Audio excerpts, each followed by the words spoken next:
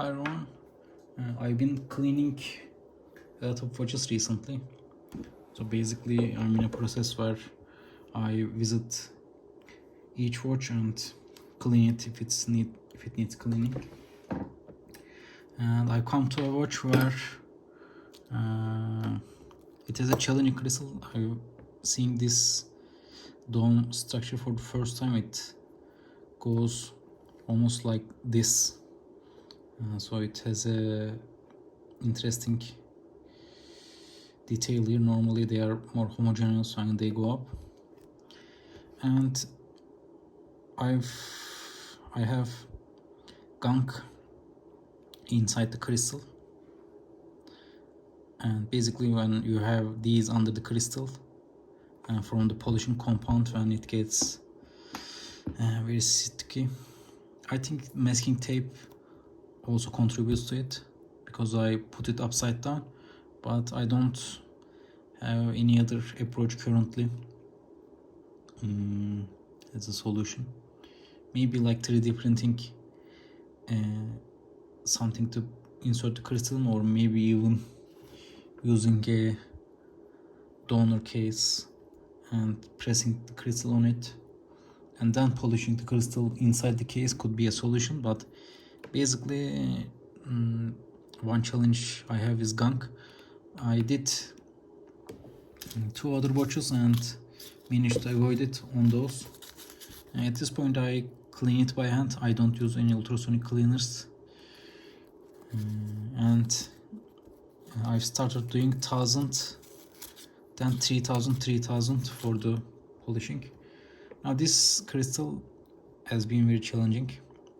It's in good shape, and I've also discovered this method. So basically when you shine the light from the sides, you can see whether the crystal has surface cracks or not. I mean, if you look at this crystal, it's almost perfect, but it has side cracks. Now this crystal doesn't have any side cracks as far as I see. Sorry for the out of focus. Come on. Now I'm going to do another round of 1000, 3000, 3000, and I'm going to polish it again, and because it still has some scratches left.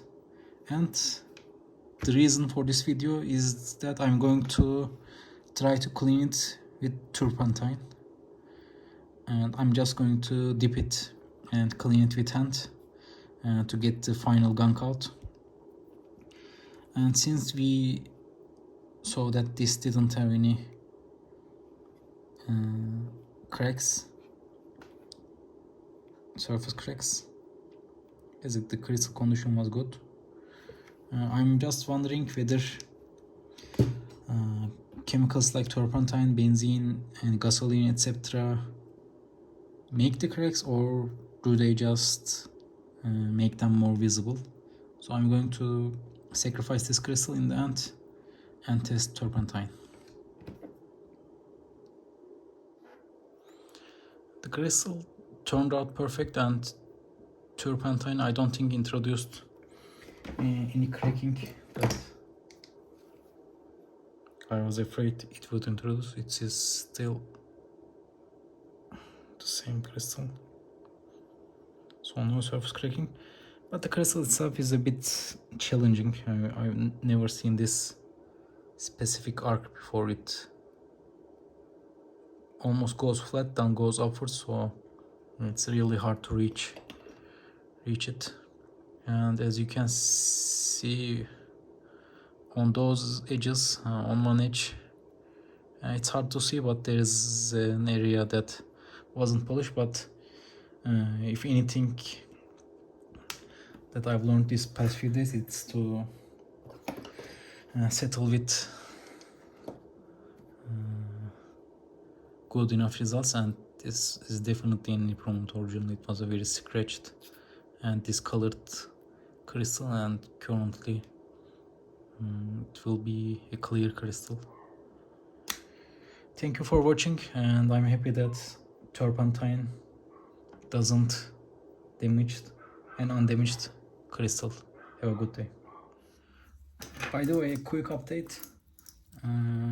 I've been working on a lot of watches, changing crystals, cleaning them, and finally I have built enough experience, recent experience, to work on this one again.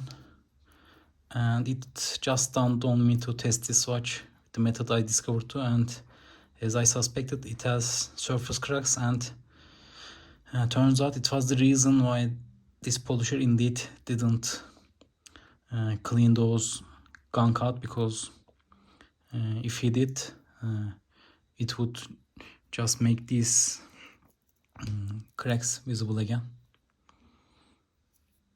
It's probably common knowledge among polishers that acrylic has these properties. It can be filled, and using chemicals like benzene and turpentine, etc., reveals them. I have this exact crystal in new old stock condition, but before that I'm going to try turpentine on this one too.